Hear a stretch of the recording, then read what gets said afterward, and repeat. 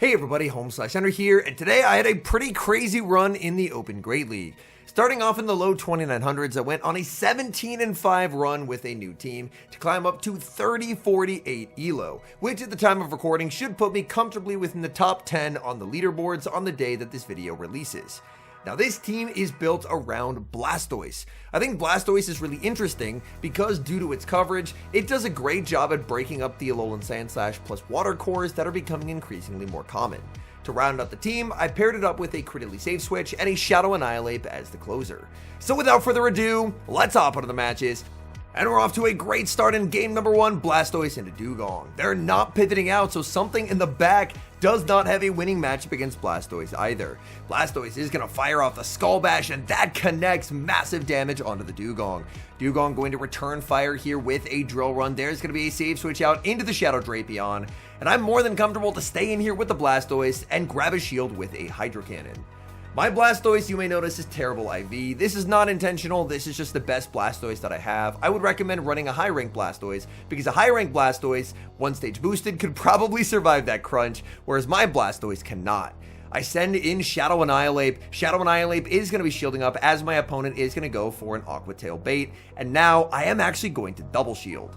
They will go for a crunch, so very happy to shield there. In the back is going to be a Azumarill. Azumarill going to be now answered with Credilli, and things are shaping up pretty nicely here. We now see why they didn't really feel comfortable switching out, because Azumarill into Blastoise is still not an amazing matchup for the Azumarill. Grass Knot will connect, that's some pretty significant damage, and here I'm very intentionally throwing the Rock Tomb, because I don't want to knock out the Azumarill. Rather, I would like to leave it low so that way my opponent is going to get a one-turn switch out when they switch, because they don't want to give the Annihilate farm. In comes the Drapion, but they get the one-turn switch, which means that they're only going to get one Poison Sting through.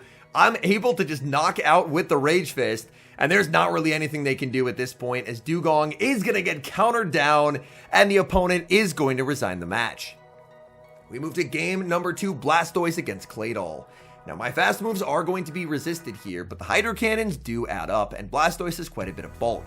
Here, my opponent makes a catch onto Dunsparce, and we are about to see Dunsparce get absolutely torn to smithereens by Shadow Annihilate. Shadow Annihilate is going to get a full farm down here, and is going to exit with so much loaded energy. In comes the Claydol. Claydol, it's going to be able to tank a super effective Rage Fist, but not very comfortably. The Rage Fist is going to land, and they're forced to actually throw energy, or Shadow Annihilate would make it to another move. Rock Tomb will pick up the KO. I send in Blastoise. It's more Peko in the back, and Blastoise is able to make the Hydro Cannon. This, of course, is going to grab the first shield from my opponent. I'm not worried whatsoever about desyncing the switch timers here because I know just how strong Credilli is. Credilli is good into both of my opponent's remaining Pokemon, so their ability to switch honestly isn't particularly important here. What is important is going to be shielding when my opponent is in this hangry form. They do end up going for a Psychic Fangs bait, but I still just have to respect the Dark-type Aura Wheel. I'm going to fire off the Rock Tomb. That will, of course, lower my opponent's attack, but they get to raise it back up as they get their next charge attack, and they will full send the Aura Wheel. We'll have to see when is there the switch out. There's the switch out into Claydol, and Blastoise is able to make the Hydro Cannon. But the nice thing for me is my opponent cannot overfarm much here. They are going to have to throw a move because Blastoise would get the Hydro Cannon. The rollout Hydro Cannon spam is so real. They're forced to throw the Psychic Fangs, they need the Dark Aura Wheel, and they just do not have the energy required. Rock Tomb KOs more Peko, and that's a good game. We move to the next match, Blastoise into Alolan Sandslash. This is a pretty nice matchup for the Blastoise. Opponent is going to save switch into Malamar, and this is actually a bit of a tricky Pokemon for this team to deal with, as I don't have a hard counter to Malamar on the team. Blastoise obviously can play very neutrally there, but both the Shadow Annihilate and the Credilli are not very big fans. So I'm going to send in Credilli, but I know Credilli will take quite a lot of damage from Superpower. I'm more than happy to know Shield it is going to be the Superpower, and that will inflict some very solid damage. Credilli going to return fire here with the Rock Tomb. Opponent is going to let that through, and now they will get some pretty big farm with the Alolan Sandslash. It is a Powder Snow Alolan Sandslash. The good news is this energy will be debuffed thanks to the Rock Tomb, and now in comes Shadow Annihilate. The counter lands, there's the switch out, in the back is Azumarill. Not what Shadow Annihilate is hoping to see, but Shadow Annihilate, when it gets boosted here in the 2-shield, can make life very uncomfortable. Since they shielded the first, I'm going to switch and make a catch onto the Blastoise, catching the play rough. It's actually an Ice Beam bait, but that might actually be worse for me because this Azumarill is about to get the biggest farm down of its entire career. Skull Bash is shielded, and suddenly I'm seeing that this game is looking like a loss. I thought I was catching the play rough and they wouldn't get a lot of farm, but the Ice Beam ends up giving them so much Azumarill farm that I think this game is now actually going to be a loss.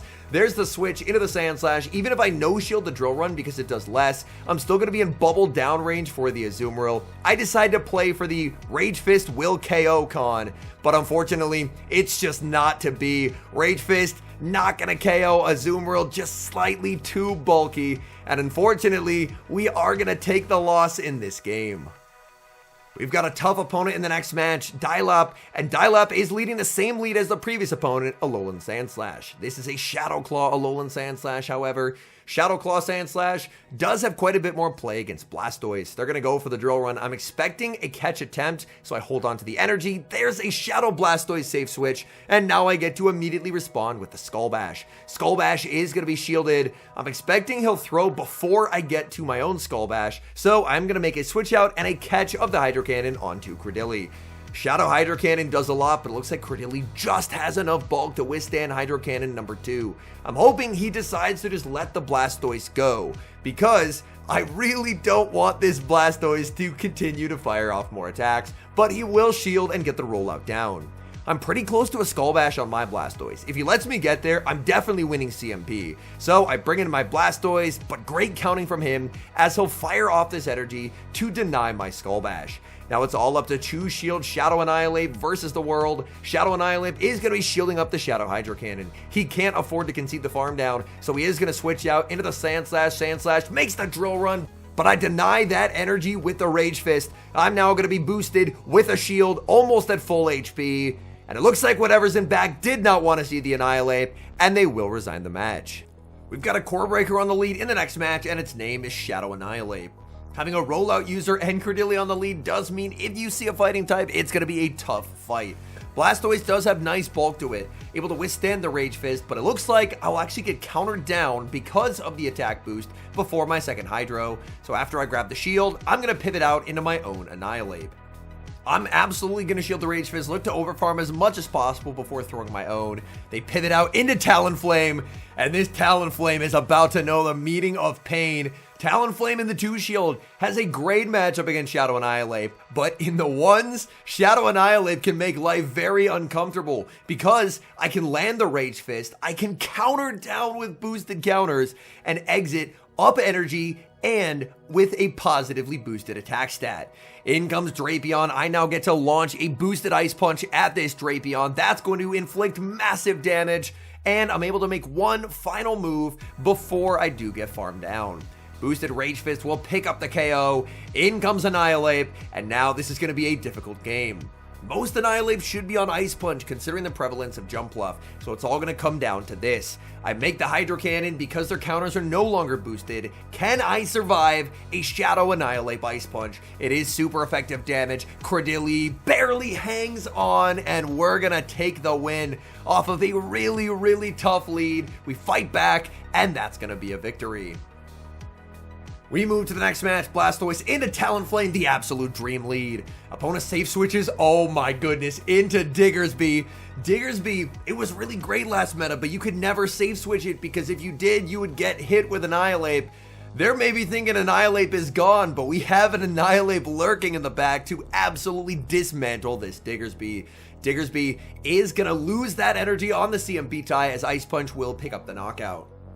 I do have residual energy on this Annihilate, not quite enough to do a 2 in the move, so I'll settle for throwing 4 and the Rage Fist. Unfortunately, I barely survive the next Incinerate, which means that they do exit with a Brave Bird. I should get a rollout through here, but unfortunately I 1-turn lag. They fly, I switch into Credilli, and this was just a completely one game off of alignment.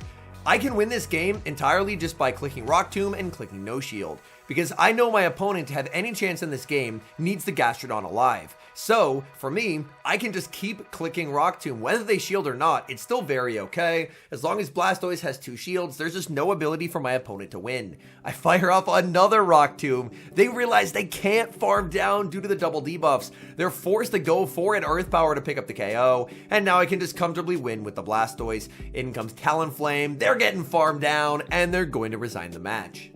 We've got a battle of water types in the next match, Blastoise versus Quagsire. Opponent is going to save switch into Shadow Drapion. I'm more than happy to stay in here with the Blastoise. If they end up throwing instantly, then I can just take this damage, and then I have a 0-turn switch available into Shadow Annihilate. Shadow Annihilate, I'm always going to be shielding here, hoping that I do get it right, and it's going to be the Crunch. It is the Crunch, that is perfect. I can now throw on the CMB tie to the Aqua Tail. Aqua Tail is not meaningful damage, in my view, in this particular matchup, so I'm quite surprised that they actually shield. Because I believe Quagsire is still going to have to throw energy at me, because this is a very uncomfortable Mudshot farm down. So I think they may have been better off just actually letting that Drapion go, and instead just trying to land a move with the Quagsire, because now I get to land boosted energy. They're still forced to throw a move anyway, and I just get so much value out of this Shadow Annihilate. I send in Credilli, in the back is going to be more Pekko, and unfortunately this game was over from lock-in. There's a slight timing error there from my opponent throwing their move on alignment, but realistically, this game was over whether they timed it correctly or not. Credilli going to do great into more Pekko, and especially the fact that I was up energy as well just makes this completely commanding. I'm always going to be shielding the second here while they are in the hangry form, and then I can throw one and the Grass Knot. Even if it's a Psychic Fangs bait, it's just not going to matter. And it looks like my opponent has decided to resign the match instead of letting the Grass Knot land on more Pekko. This match is actually a rematch going up against Dialap once again. He's again leading the Alolan Sandslash. Now last time he did try and do one and a catch, so I think I'm going to big brain him here. I'm going to one and Skull Bash expecting the switch, but he doesn't switch. Oh no, disaster! And I throw a Skull Bash at a Steel type. That would have been one of the coolest plays ever if he switched like he did last time, but he didn't switch this time. I just get KO'd, and oh my goodness, that backfired so spectacularly. It looks like his final Pokemon was a Shadow Sableye. I never got to see his third last time, but I think this time I'm just straight up going to lose. He's going to foul play, and now he's going to make a very nice catch and a sneak onto that Shadow Blastoise. Shadow Blastoise will be able to handle the Credilli from this health range, and unfortunately for me, my Shadow Annihilate is just not going to be able to do enough to that Sableye. That does actually pick up the KO, Annihilate unable to get the farm down. The only path forward I see in this game maybe is if I Rage Fist the Blastoise, and then, because I'm +1, maybe I can counter down the Sableye, but as we're going to see, the Sableye, it's just much too healthy for that. I see the Shadow Claws, and I concede the match. I feel like that's a very playable team for me, but unfortunately, Skull Bashing a Steel type expecting a switch out very much put me on the defensive. Great lead in the next match, leading into an Aurorus. There's a safe switch Grumpig. I do think Grumpig is way better than people are giving it credit for right now. It's a Pokemon I do have on my list that I do want to try now that I have hit Legend. But Grumpig can really tear a lot of teams to shreds. Dynamic Punch is going to land. I know Grumpig is tearing this team to shreds because I don't have a check to it. I stay in with the Blastoise. Unfortunately, Hydro Cannon is going to be shielded, and that's a very nice overfarm from my opponent. I decide that I am just going to let this through, and I'm going to bring in Credilli. Unfortunately, Bullet Seeds just do such little damage. They're going to fire off Dynamic Punch. I know that I can survive it, so I will let it go, but I get absolutely rocked. Looking for the farm down, but it's just not going to happen. I'm forced to give up a shield. My opponent, if they bring Aurorus into this 100 energy Credilli, I'm just going to lose. I need them to bring in the third, and they do. They bring Superior into Credilli, and because of that, I'm going to win this game. I get the back-to-back Rock Tombs, and these, they'll slowly add up over time. Now they're basically in the red health. I can send in the Annihilate, and Annihilate will just get to counter through the Superior as they go for the Frenzy Plant, and now get to absolutely devastate this poor Aurorus. Aurorus now going to have to deal with a +1 boosted Annihilate. Those counters have to be a crime. They do make it to the Weather Ball. Shadow Annihilate is pretty frail, but just bulky enough to hang on, to counter everything down and take the win. Battle against my nemesis, Jason 2890 in the next match. We always have some very good battles. This is a really tough lead, however. I am going to farm up some energy on Blastoise and safe switch into my own Credilli. Now, this of course means that I'm going to lose switch in the mid game, but my goal here, hopefully, is to try and stall out his Credilli, get it low, and then hopefully Blastoise energy will allow me to sweep. But he's going to bank energy, sending in Jumpluff, and this is not looking great for me. Jason known for his ABA lines, and he has ABA grass, and that's not a particularly great thing for me to see. The good news is I needed to bait out the Jumpluff. Jumpluff would have been really bad for the Shadow Annihilate. So I do get to bait that out, which is quite good. Here, unfortunately, I do one turn lag, and he will adjust to the fact that I was one turn behind, throwing 3 in the move. I now get to the Skull Bash. Skull Bash, I'm going to go for a slight undercharge, but unfortunately, it's still too much damage, and it will knock out. In comes Credilli, and I think I'm just going to have to rely on Shadow Annihilate to try and sweep. There are a lot of teams that are ABA weak to Annihilate, so I'm going to need Annihilate to pull magic out of a hat here. I'm expecting that he's going to Rock Tomb, so I am going to call it. It is going to be the Rock Tomb in the back. That's not a winnable game. It's going to be Claydol in the back, ABA Rock Tomb. And unfortunately, that team is just not a team that I think my team is able to beat. We move to the next match, leading Blastoise into Corviknight. Corviknight's a Pokemon that I do have 2 pretty good checks to, with the Blastoise and the Shadow Annihilate. Corviknight is going to farm up a bunch of energy. In comes a Dragalge save switch. Look at the spice from my opponent. Oh my goodness. Firing off the Skull Bash. There's a shield from Dragalge. Dragalge farming up a ton of energy here. I am boosted. I'm going to let this go. They're going to be firing off Sludge Bomb, but I get KO'd. Oh no, the bad IV Blastoise strikes back, and that is really tragic. What's also tragic is I one turn lag bringing in the Credilli, so this is not a CMP tie, even though it should be. That means that I end up missing out on a Bullet Seed because of that. It would have been a CMP tie, or I could have got a sneak. Here, my opponent is going to fire off one final charge attack. It is going to be the Sludge Bomb. I lose the Credilli as well, and I'm getting swept by a Dragalge. In the back is going to be Shadow Swampert. Is this ever potentially a winnable game? I think the answer is no, because I just can't farm down the Swampert. With 2 shields, I think it was doable, but now they can just bring in the Corviknight that has energy, and I'm in trouble. But then they make a fatal misplay. They bring in Dragalge, they throw the Aqua Tail. I'm never going to shield that, and now this is Corviknight's worst nightmare. Corviknight has to try and farm something down. Corviknight needs to get 2 attacks. It's never farming anything down here, and Annihilate counters down the Corviknight. We almost got swept by a Dragalge, but we reverse course, and we're able to take the win. And this was my final set of the day, and I get to claim it to 30-48 ELO.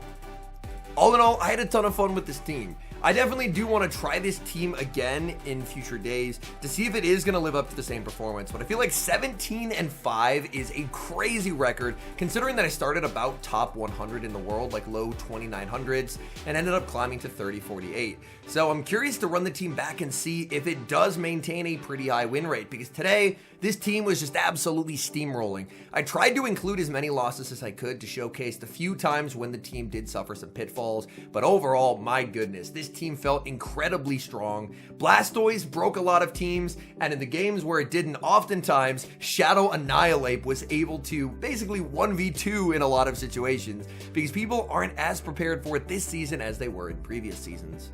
Anyways, thank you guys so much for watching. If you enjoy watching content like this, please do consider leaving a like on the video and subscribing to the channel if you haven't. And a special thank you as always to our channel members here on YouTube. The support you guys provide is genuinely so appreciated. So thank you guys so very much. And until next time, I've been HomeSliceHenry.